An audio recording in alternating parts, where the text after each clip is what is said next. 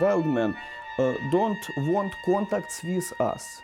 He afraid of us, we afraid of him. He uses his eyes, his dominant stare, to hypnotise people. And people tend to think that it's weird. I must admit, it's unusual. We both froze. He looked at me in quite a fearless way. I'm quite convinced I saw a thylacine.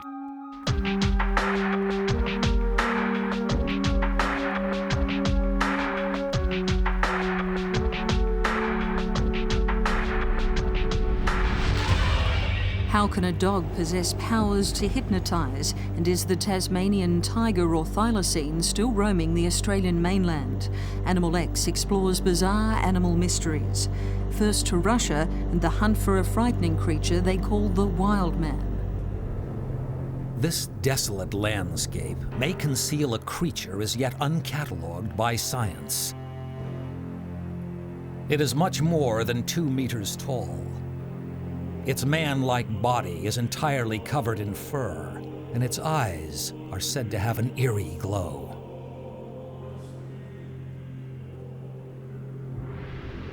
Animal X traveled to northwestern Russia, to the forests near the shores of the Gulf of Finland, and to the city of St. Petersburg in search of the Russian Yeti.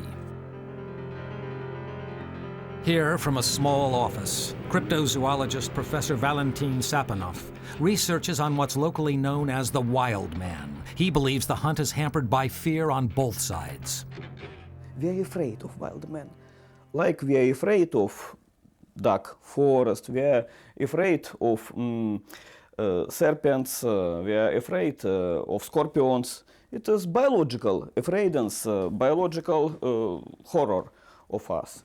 And the same situation is true for the wild man, because wild men don't want contacts with us. He afraid of us, we afraid of him. The search for proof of the wild man's existence has uncovered much evidence, including large footprints up to 34 centimeters long. In Russia, many of the reported sightings have been by military personnel on exercise in remote forested valleys. But some eyewitnesses claim to have seen the Yeti in more populated areas. Biological samples, including hair and droppings taken during fact-finding expeditions, are analyzed at the Center for Ecological Security in St. Petersburg in the hope of finding conclusive evidence. Sergei Gerasimov, researcher at the center, says, "I'm interested in the wild man. We want to find all the proof and to find witnesses to prove he really exists. Then, we will be able to positively identify the wild man as a separate being, as opposed to being any other animal." The paleontology department at the Gorny Institute in St. Petersburg has evidence of early man-like creatures, which the professor believes may hold clues to the origin of the wild man. It could be a surviving remnant of a primitive form of man, either Neanderthals or Gigantopithecus. But modern physical evidence continues to prove elusive, and sometimes researchers lose vital remains because they don't know what they found.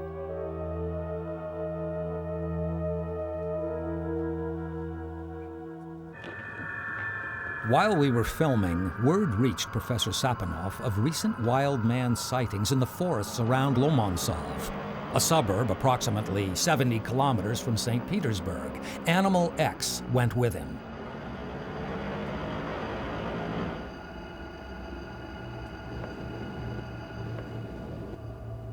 Any expedition in search of the Yeti here is carried out with a degree of trepidation, because besides its formidable stature, locally it's believed to have telepathic powers, and encounters can lead to sickness or death.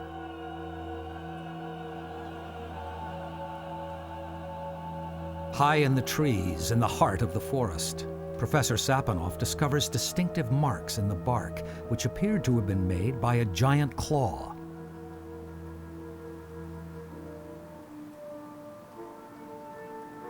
There is a high probability that this tree damage was made by wild men.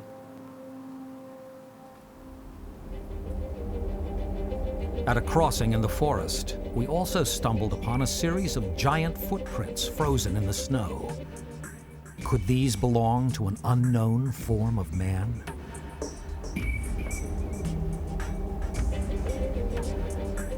The footprint at the snow, maybe this footprint was made by wild men. So wild men may live in this place.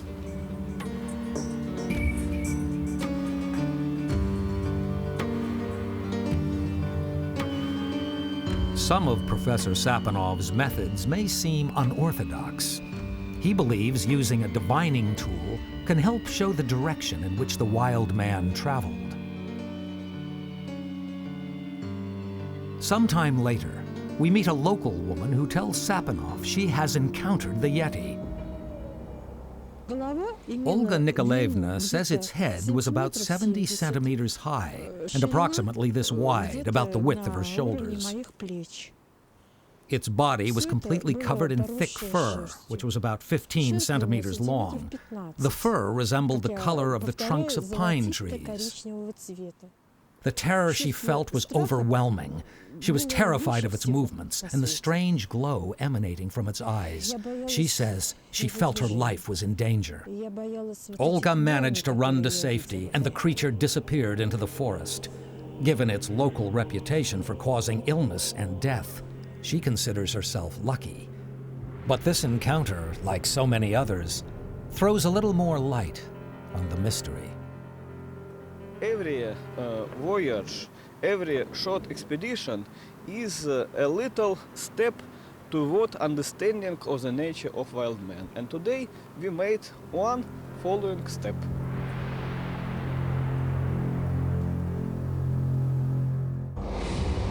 The Russian Yeti is not the only creature said to have mesmerizing powers. In Britain, a black dog is making headlines for his uncanny ability to send people into a deep trance. But just how does he do it? This is no ordinary family dog. For much of his life, he's been amazing crowds across Britain with a talent that sets him apart from other canines. Oscar is believed to be the only dog in the world that can hypnotize people. His eyes can send even skeptics into a deep sleep. He uses his eyes, his dominant stare, to hypnotise people. And people tend to think that it's weird. I must admit, it's unusual. Animal X tracked down the Hypno dog, as he's become known, in Luton, in the heart of England, to discover the secrets locked behind his mesmerizing stare. After 21 years in the business, Oscar's owner, Hugh Lennon, is an expert at the centuries-old art of hypnosis, using the power of suggestion to relax the mind. It's a stage act we've all seen before, but will the crowd fall under the spell of a dog? It's just a gut feeling I have that a dog wouldn't be able to hypnotise me. Come on, Finn. The dog's got 4 legs, it's like the family pet. But Oscar is not just another family pet. Thousands of people across Britain have discovered that he may be a regular-looking Labrador-Retriever cross. But his talent for hypnotising people is anything but ordinary.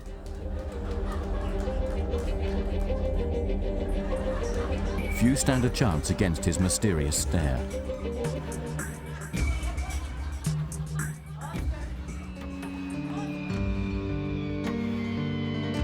So what do they remember before sinking into a deep trance? I remember seeing the dog, actually looking at the dog, and then the next thing I know, that's it, it's gone again. You just feel like a different sense, a different presence, and then you just tend to like go down, you just go to sleep, you just fall. It just relaxes you, sends you under. Hugh says Oscar's stare has always set him apart from other dogs, and even as a puppy, he looked at people in a strange way. I found this farm in Yorkshire, and this is where Oscar was. And I noticed straight away that he was sat there staring. Oscar has made a name for himself around the world with his special stare. But this type of behaviour isn't confined to the stage. Animal experts like Dr. Roger Mugford have come across many wild animals who can hypnotise other creatures with deadly consequences. There is a natural trait of some animals to stare. We think of, say, a mongoose hypnotising a snake. They're very good at it. Other predator animals will go and bring their prey into a very vulnerable state by this stare action. Oscar has never had the chance to test his powers against a snake, but he has been known to use his powerful stare to get a meal. He's said to have hypnotised a man into handing over his lunch. Oscar's is more of a friendly stare than a threatening stare. If he was threatening, people would not be in the relaxed state that they need to be in before they fall into hypnosis. Dogs are well known for their bizarre ability to sense things about people just by looking at them. Oscar displayed almost a psychic talent when he growled at a stranger at the door, an unusual reaction for this friendly canine. 2 days later, his owner discovered what Oscar had picked up. I heard some noise at the back of the house, and it was somebody kicking the door. Therefore, there was no one in. And it was the same lad that came to the door a few days before. He was actually kicking the door. And I can only assume that Oscar picked up something from this lad, and knowing that he was up to no good, you know, the first time he came on. Dogs also have an uncanny capacity for identifying people in distress. The medical world, with its access to life-saving drugs and state-of-the-art equipment, find that dogs are often the most effective tool available for lifting the spirits of the sick and calming the nervous. This terrier became famous in America for bringing a young boy out of a coma. They are so very good at picking out the people who are emotionally aroused, worried, anxious, can't face the future, and putting them at ease and say, hey, you, I love you unconditionally, relax, and I'll do my best for you. Britain's Hypno dog is also reported to have helped celebrities to quit smoking, using his hypnotic stare to convince them to kick the habit. In Oscar's case, seeing truly is believing. While some may scoff at the prospect of a hypnotising dog, even the most ardent sceptics have been won over after watching him in action. And all it takes is a look into those mesmerising eyes. Feeling sleepy? From a friendly four-legged creature to one more frightening, the thylacine or Tasmanian tiger is reported to have been seen by many people. After the break, Animal X meets those who claim to have encountered this mysterious beast, despite official claims that it became extinct many years ago. I definitely am sure it was a thylacine.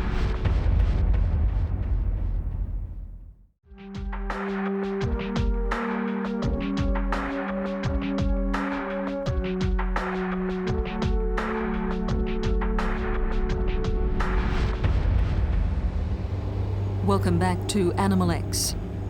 Science is often quick to dismiss sightings of animals that can't easily be explained. The thylacine or Tasmanian tiger is no exception, but there are many witnesses who swear they've seen it and firmly believe this beast is not extinct.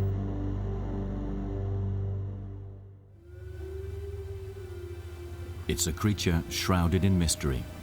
Accepted wisdom has it that the thylacine or Tasmanian tiger was hunted to extinction in Tasmania in the 1930s.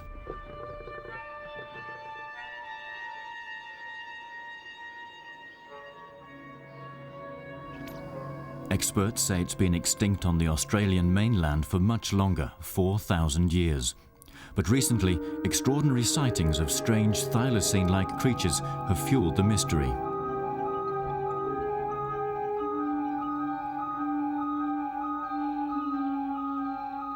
Animal X headed out from Perth in Western Australia to speak to those who claim to have seen the elusive Tasmanian tiger. It had a real buffy-looking head with a longer snout, and it was very solid looking at him. I'm quite convinced now that I saw a thylacine. More than convinced, I know it's there. I'm sure there were some stripes, and the tail was looking a bit like a, sort of a stick-like tail. Definitely had stripes on its back. Barbara Farmer didn't know it at the time, but she may have snapped the best proof yet that the Tasmanian tiger is alive and well and living in Australia.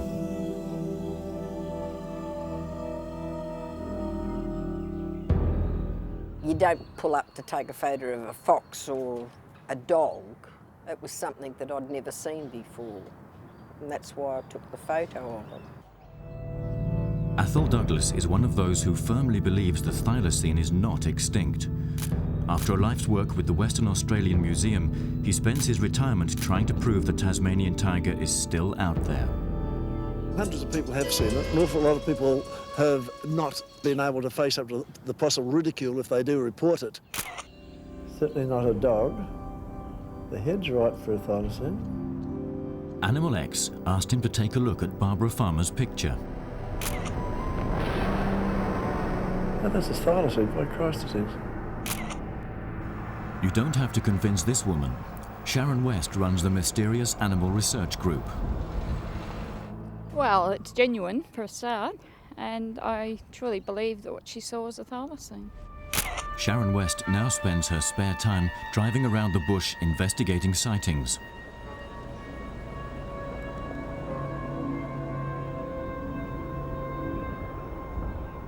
Farmer Linda Inglekey was driving along a lonely outback road when she stumbled on a strange-looking animal crossing in front of her. There was only one creature that fitted the description. She says it was a Tasmanian tiger.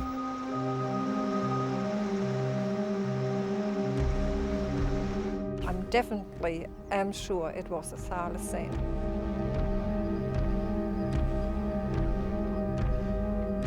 It's dawn at New Norcia, the only operating monastery in Australia. It's the home to a dozen or so Benedictine monks.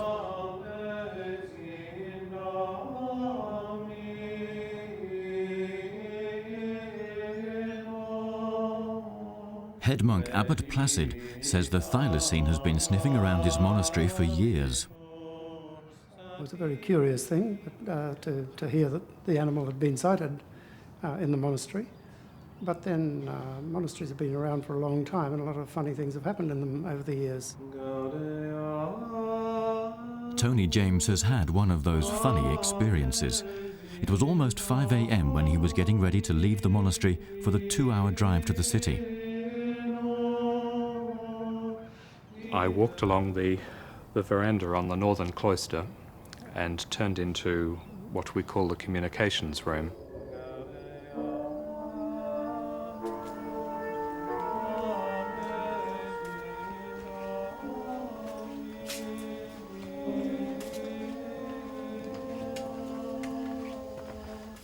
The room is very well lit at all times.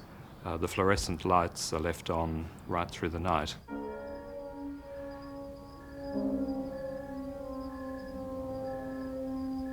We both froze, and he looked at me in quite a fearless way, and really I sensed that he was just simply filled with curiosity at the sighting. The animal turned a tail and ran into the darkness of the pre-dawn cloisters. Some of the brethren at the time were setting traps to catch the thing, and others were saying, no, if it's a creature of God, it's meant to be free and shouldn't be trapped anyway. It would have been easy for the monks to trap the thylacine, as it had become accustomed to entering the monastery at night.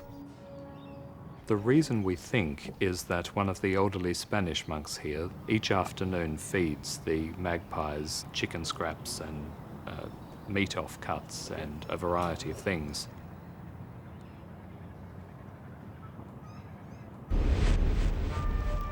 Father Basil is also a brother at the monastery. He was driving back to the parish when he encountered the mysterious creature. It wasn't a cat to start with, but can I say that? Because and it wasn't a dog, because the face is different. The face of the animal was quite square, like the front of the animal, the face was quite squarish. Okay? And the tail was not a cat's tail or a dog's tail. It was like a kangaroo's tail. Despite eyewitness accounts, officialdom is sceptical. I think that a mangy dog with the ribs sticking out in the late afternoon sun could look very much like a thylacine. We actually caught a mangy fox here on the monastery farm, and I went down just to check that what I'd seen was not something similar to this. There is no comparison whatsoever. Well, to all the people that think it's a mangy fox, I'd tell them that once they've seen a thylacine, they'd know the difference. Helen Barleyman lives on the edge of a national park. She told Animal X that she believes it's home to at least one family of thylacines, including a puppy.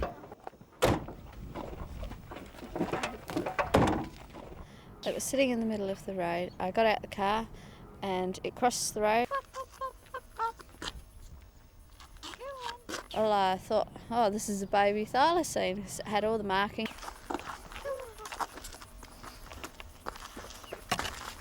It was about the size of a fox, or a little bit smaller, but it was still had the buffy head, the long snout, and the stripes on it, and the long tail, the thin, the kangaroo-like tail. If I had a net, I would have thrown it over it, but I didn't have one, so I couldn't do anything about it. But the scientists are convinced she has it all wrong. They say that this could be one of the last mainland thylacines which died about 4,000 years ago.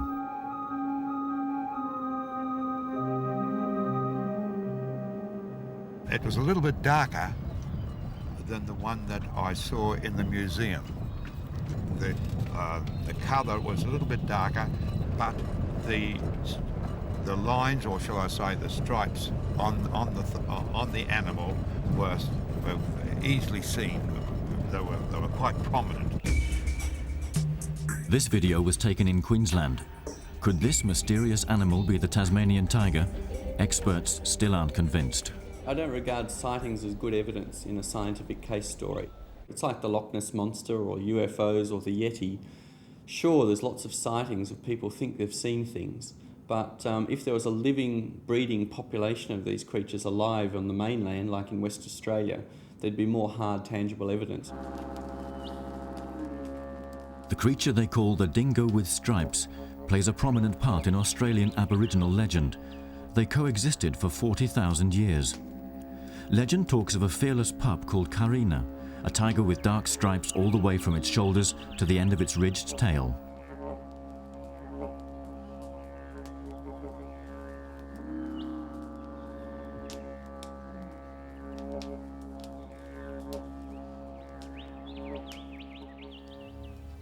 This Tasmanian tiger pup was collected late last century and preserved in ethanol.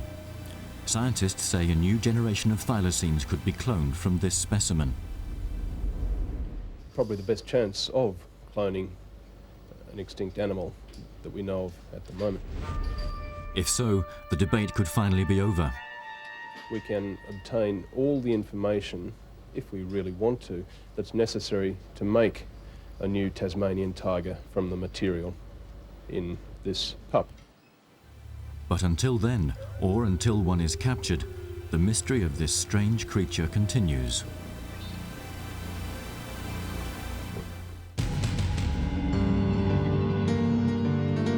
It's said there are stranger things in heaven and earth than we can think of. Every short expedition is a little step toward understanding of the nature of wild man.